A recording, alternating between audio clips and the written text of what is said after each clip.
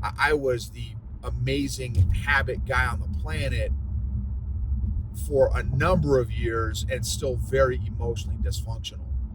So you can have the greatest morning routine, the greatest fitness routine, the greatest bedtime routine, and still be emotionally dysfunctional. Welcome to the EQ Gangster podcast, where you will learn practical tools to grow your mental and emotional health and intelligence to be the best version of yourself, both at work and at home. It is real, raw, and transformational. The journey of emotional growth isn't easy, but it's worth it. I believe in you.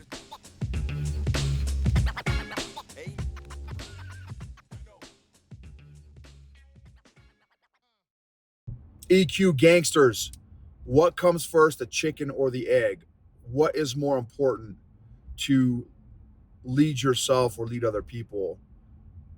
What comes first, better habits or better EQ, better emotional health, better behaviors or better emotional health? Is it better behaviors will lead to better emotional health, or is it better emotional health will lead to better behaviors? That's a conversation that I'm having with some other coaches, and it's a great conversation. The reality is, for me,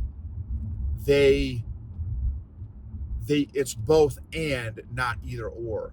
So, and I know there's camps of a lot smarter people than me that say, no, it's definitely the behaviors. If you just change your behaviors, then you'll get healthier emotionally. Or then the other camp is, if you just change your emotional stuff, get healthier emotionally, then your behaviors will change. I'm in a camp of both and. It's not either or, it's both and. I definitely have not been in the camp that if you just change your behaviors, then your emotional health will improve also. I am definitely not in that camp, because that's just not, it didn't work for me. I was the amazing habit guy on the planet for a number of years and still very emotionally dysfunctional. So you can have the greatest morning routine, the greatest fitness routine, the greatest bedtime routine, and still be emotionally dysfunctional. None of those, the morning routine, bedtime routine, are necessarily connected to somebody working on or working through their emotional injuries. Now, I've definitely heard lots of research and background to that the obviously the more exercise, right, that there's a certain amount of exercise for someone to do that leads to better mental health.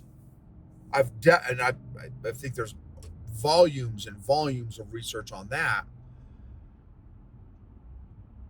I would argue that doesn't guarantee that you will be emotionally healthy just because you do PT every day. There are a lot of professional athletes that still have emotional issues that they haven't worked on or worked through, but they work out, 5 hours a day or whatever. So anyway, it's again, for me, the camp I'm in is both and. So the goal is to have better habits and work on your emotional fitness, and for me, spiritual fitness. And I would recommend you too work on your spiritual fitness. I've also had bad habits I was not able to change just by saying, hey, change your bad habits. For example, my food addiction or sleeping through the night. I had a terrible sleep schedule for many, many years because of my self-hatred and self-condemnation. I didn't want to be alone with my thoughts for that time between going to bed and falling asleep. That was very, very scary for me. So I would stay awake as long as I could until I would pass out. so that I wouldn't have to be awake with my thoughts because of I was scared of my thoughts and not knowing and having no tools for, again, my emotions and how to handle them and, that kind of thing. So what emotional monsters am I going to find under my proverbial bed? And I have no tools to deal with these emotional monsters underneath my bed. So anyway, I'd have people say, well, no, well, just get 8 hours of sleep, or just eat better, stop eating sugar, or only eat kale all day, every day, right? Of course, I know that stuff, but what I have found is for many people, not everybody, for many people, our behaviors are tied to some deeper emotional issue that it's not as easy. That's like me saying, why don't you just have better people skills? Like, just have better people skills and you will have a better life. Well, you can't just have better people skills. It takes more than just having better people skills.